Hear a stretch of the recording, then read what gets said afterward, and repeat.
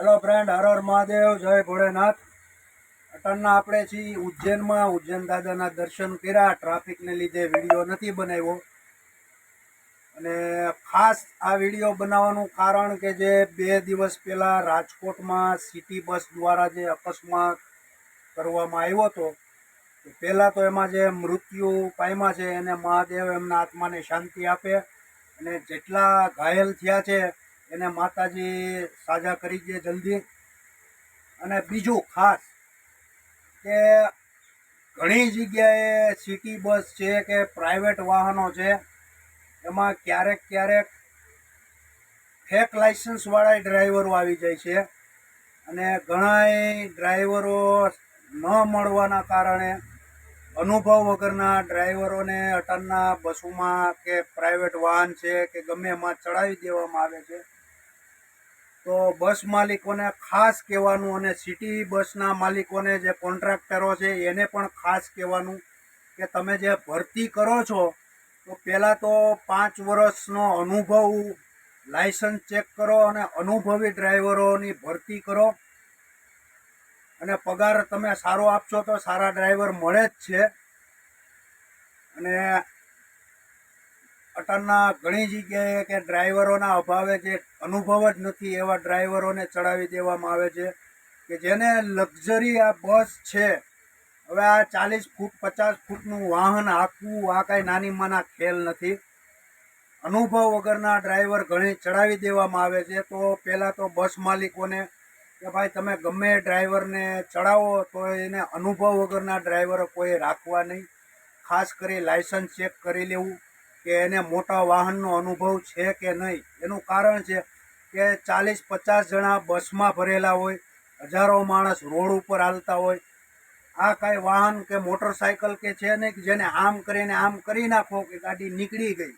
આમાં તો સહેજ ભૂલ થાય એટલે આગળ હાલે જતા હોય એનો ગાડીમાં આવી જતા વાર નથી લાગતી, અકસ્માત થતાંય વાર નથી લાગતી। અને રાજકોટમાં જે બનાવ બન્યો હતો એ તો તપાસમાં બહાર આવશે કે એનું સાચું કારણ શું હતું।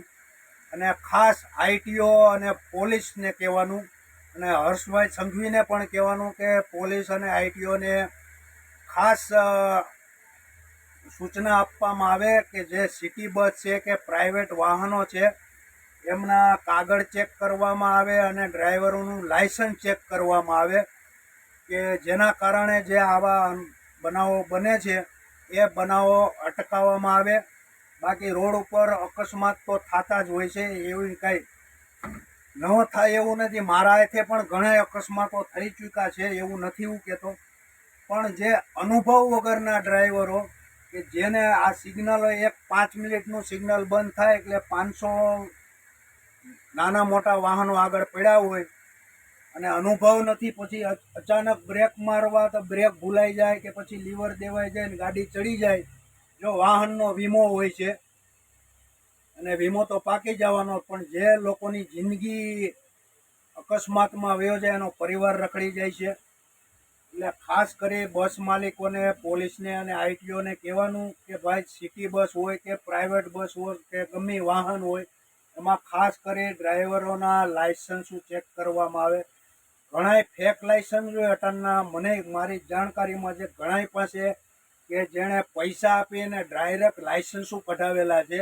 તો એવા લાઇસન્સો ખાસ કરીને પહેલાં તો રદ થવા જોઈએ, અને અનુભવ વગરના કોઈ ડ્રાઈવર રાખવા નહીં। કેમ કે આ વાહન રોડ ઉપર હજારો માણસની જિંદગી રોડ ઉપર જ રોજની જાતી હોય, અકસ્માતના લીધે કોઈનો પરિવાર રખડી જાય, એના કરતાં આપણે અનુભવ ડ્રાઈવર રાખવો। ખાસ કરીને સિટી બસમાં, હાઈવે ઉપર તો એટલું બધું ન હોય, પણ સિટીની અંદર હજારો માણસોની અવર જવર ચાલુ હોય। તો ખાસ કરી આઈટીઓ અને પોલીસવાળાને ખાસ કે તમે સિટી બસ જેટલી હાલે એના લાઇસન્સો ડ્રાઈવરોના ચેક કરો કે ડ્રાઈવર અનુભવી છે કે પછી ટ્રેક્ટર હાંકતા 4 વ્હીલનું લાઇસન્સ હોય ને હેવી ગાડી હાંકવા માંડે છે કે જેને બસનો કાંઈ અનુભવ જ નથી, એવા પણ ડ્રાઈવરો હોય છે। તો બસ માલિકોને પણ ખાસ કહેવું કે અનુભવ વગરના ડ્રાઈવર કોઈ રાખવા નહીં, જેથી આપણા વાહનની સલામતી રહે અને બીજાના પરિવારની સલામતી રહે। અકસ્માતમાં આપણોય પરિવાર કાલ સવારના રખડી જાય અને બીજાનોય પરિવાર રખડી જાય. તો ડ્રાઈવરોને ખાસ કે ભાઈ રોડ ઉપર કે સિટીમાં નિરાંત રાખવી. 5 મિનિટની ઉતાવળમાં તમે કાંઈ કરોડપતિ નથી થઈ જવાના કે નથી ક્યાંય તમને કોઈ જોબ મળી જવાની કે તમે વહેલા પહોંચી જાઓ. તો સિટીમાં અને ટ્રાફિકમાં દરેક ડ્રાઈવરોએ બને એટલી નિરાંત રાખવી.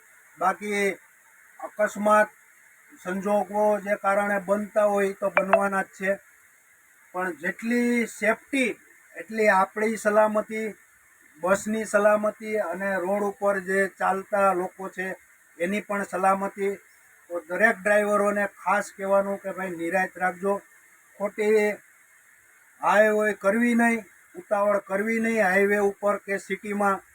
બાકી આમાં કોઈ તમને કાંઈ સોનાના પટ્ટા બાંધી નથી દેવાનું.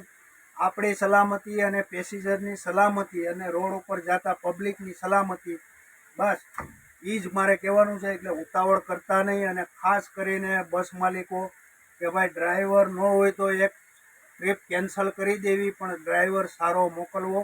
જેને તેને ટ્રીપ મારવા ન મોકલી દેવી, જેના લીધે કોઈનો પરિવાર રોડ ઉપર ન રખડી જાય. તો આ વિડીયોને શેર કરજો અને લાઈક કરજો. ચાલો, હર હર મહાદેવ, જય ભોળેનાથ.